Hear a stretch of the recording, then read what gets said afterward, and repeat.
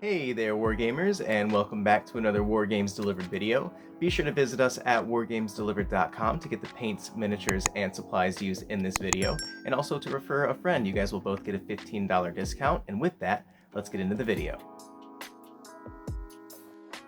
In this video, I wanted to continue our A Song of Ice and Fire tutorials, this time focusing on a different army, the Night's Watch, using a veteran of the Watch. These guys are a hyper-elite unit that counters attacks made against them.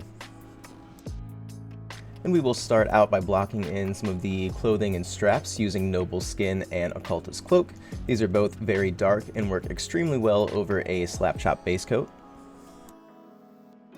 The Occultist Cloak is a bit more of a dark blue, and Noble Skin is a dark brown, but I used a very light slap chop over a black base coat, which should result in these colors reading as an off-black version of themselves. This will break up the flat black tones of the Night's Watch and add some interest to our ranks. We also have a huge clearance on our Speedpaint Classics over at wargamesdelivered.com, where if you use the code CLASSIC, all capitals, you'll get 5 free speed paints of the 1.0s with any purchase of 10. Check out the link below in the description to pick these up, and be sure to use code CLASSIC, all capitals, at checkout. And really, with these off-black options that we're using here, you can really mix and match them in different areas of your Night's Watch army. To simulate different types of leather on the model. You can really use them wherever you want. In this guide, I'm simply just showing you how that concept works on one mini. And next up, we're going to use Satchel Brown to paint the belt, and later on I decided to paint the cloak strap with this as well. Sometimes when you're working on a different sculpt, it's nice to go back and forth a bit to fill in other areas and kind of see how the model is going to look. If you're following this guide, keep in mind with a slap chop base coat, it's a bit harder to fix any mistakes you might have compared to a zenithal or a pure white highlight, but I think that the mini looks a lot better starting from this point and doesn't really need any highlights if you pull off the slap chop correctly.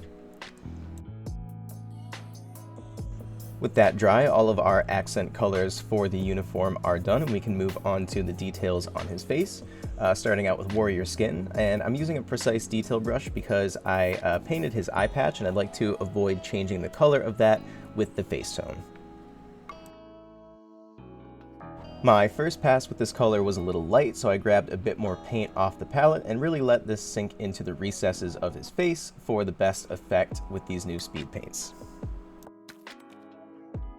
While that's drying, we'll move on to painting the fur around his cloak using Ashen Stone, which is a great light gray color. I found that this works surprisingly well over a slap chop base coat and really creates an awesome color gradient. Now for his beard and his hair, we'll switch to Ruddy Fur, which is a medium reddish brown. That's great for fur, leather, hair, and wood. I use this speed paint more than most of them in the mega set because the brown paints are really the best out of the new speed paint line, in my opinion. The other paints are all great and definitely have their uses, but I use the newer brown colors almost on every miniature that I paint nowadays. Now that all of his facial details are done, we can finally move on to the black areas on the mini using Grim Black, and I found that I get this color to work the best using a slap chop method like this. I know some people have struggled with this color in the past, and I think that's mainly due to the base coat that you start with. Grim Black comes out very light over a white or light gray base. This will dry a lot darker than it looks over a slap chop base coat, so keep that in mind while you're working with Grim Black, and be vigilant to avoid any mass pooling, to avoid any uneven coloring when it's drying. It's important to fix these mistakes before they dry because it's a lot easier to do that at this stage.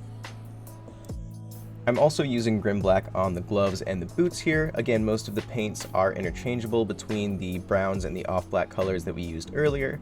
I've chosen Grim Black as the overall unifying color on my Night's Watch minis, so here I'm trying to add enough of that on the mini to read as the main army color.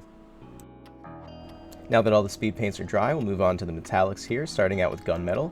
And the main parts to block in with this are the dagger and all the rivets on his straps. I'm using a fine detail brush to carefully pick out these smaller bits, but really any brush that can come to a fine point will do the trick. With a smaller brush like this, you'll want to wait until the first coat is dry and add a second coat to really solidify the color of these metallics. Typically they dry pretty quickly, so this step shouldn't take too long. Now using bright gold for all of the light bronze details on the Mini, mainly trying to cover the crossguard, hilt, and the metal parts of the scabbard. There are also a few braces on his straps that I blocked in with this color as well. You could use gunmetal here, but the Night's Watch have some of the most well-crafted weapons in Westeros, so I wanted to represent that on the Minis with a couple different metallic colors. And once those are dry, we're just about finished with our veteran. Just a few more quick steps moving on to the washes. We'll use dark tone for all of the silver metallic areas, and for the gold we'll use flesh wash. Again, when you're working on the rivets on the scabbard and on his straps, just try to be very neat around these spots so that you don't have any excess wash run off into areas that you don't want it to. And with smaller controlled washes like this, just give it about 15 to 20 minutes to dry to make sure that the wash is completely dry. It could take a little bit longer than this, but just be vigilant to not paint over a wet wash. And lastly, we will do a quick layer highlight over all of the gunmetal using shining silver, and try to leave some of the gunmetal showing through in the recesses. And after a quick snowy base, our veteran is ready to defend the wall from the free folk until his watch has ended.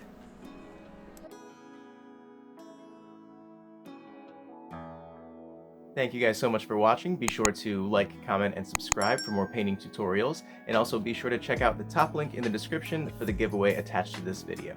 Thanks again, guys, and happy wargaming!